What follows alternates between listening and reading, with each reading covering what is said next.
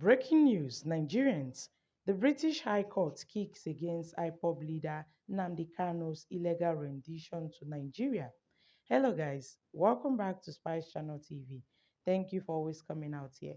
If you're joining us for the first time, kindly subscribe and please don't forget to give us a thumbs up. Thank you.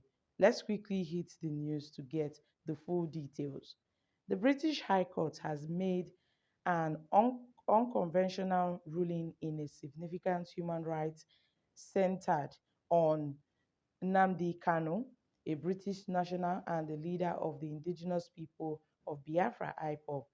Kanu had approached the court to challenge the United Kingdom's government for not defending him despite being a citizen against the Nigerian government.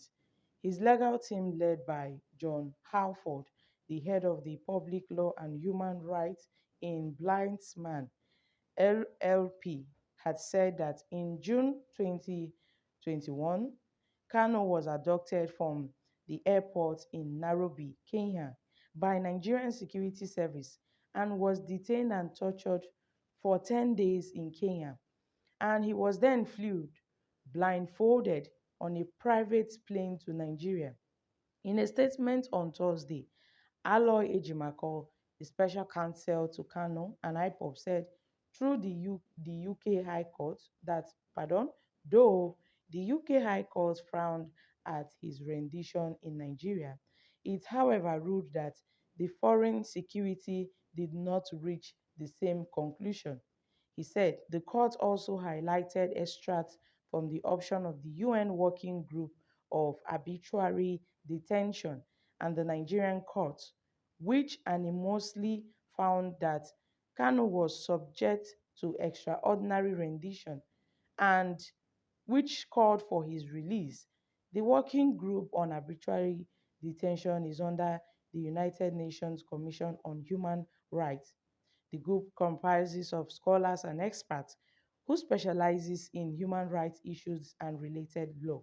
It was reported that on June 20, 2022, the UN group described Kanu's repatriation from Kenya in June 2021 as illegal, unlawful, and unconstitutional extradition.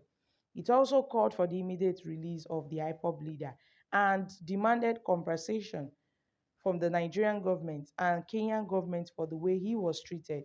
In the document, the body also indicated both Nigeria and Kenya for Kano's abduction and a rendition, despite the call by the UN Working Group. Yet, the Nigerian government has, however, failed to release the IPOB leader.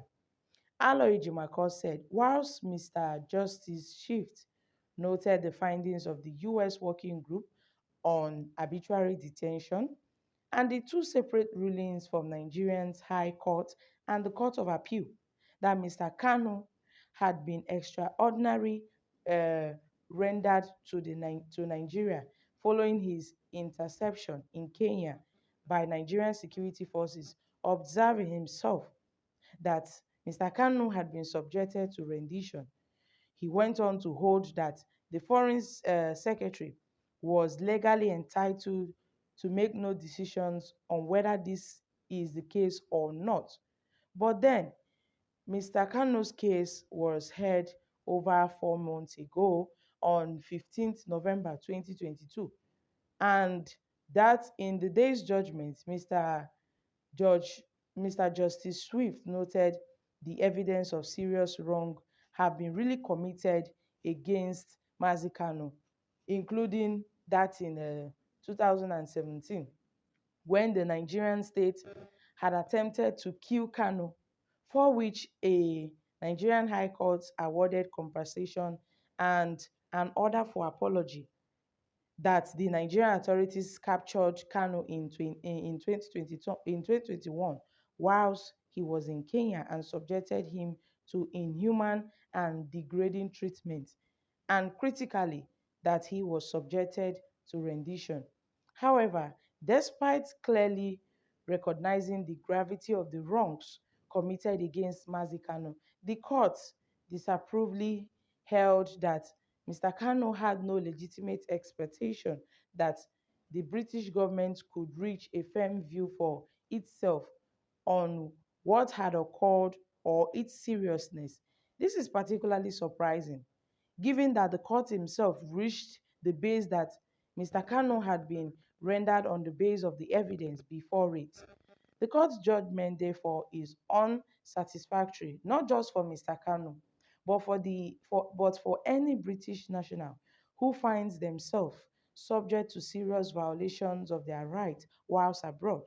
It effectively enables the Foreign Secretary to indefinitely, in the face of some violation, and consequent consequently limits the steps of the British authorities.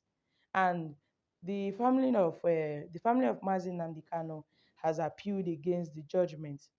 Reflecting on the judgment, Kingsley Kano, who brought the lawsuit, said the UK High Court has now joined the Nigerian High Court and the Court of Appeal, and the United Nations is recognizing and corrected, correctly, that my brother was subject to extraordinary rendition.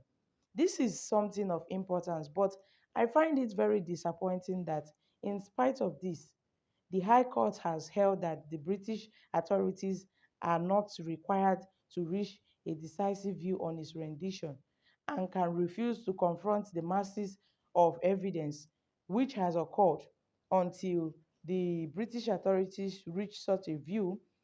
It is impossible for them to properly consider what steps should be taken to assist my brother, my wonderful people. This matter is really, really serious. I'm telling you, it is really, really serious, and it amazed me how, till date, at this very moment, the Nigerian government is not even talking about the release of Mazin Nnamdi Kano, who have been in the detention, who have been in the DSS custody after the Nigerians, court of appeal have granted his freedom in Abuja. They've discharged and acquitted him, saying that this man is a free man, and demanded that the federal government should compensate him for all the damages, for all the loss, for all the harsh treatment that has been melted against him, for the fundamental violation of his human rights, where he was kidnapped, tortured, and then he was brought back to Nigeria from Kenya.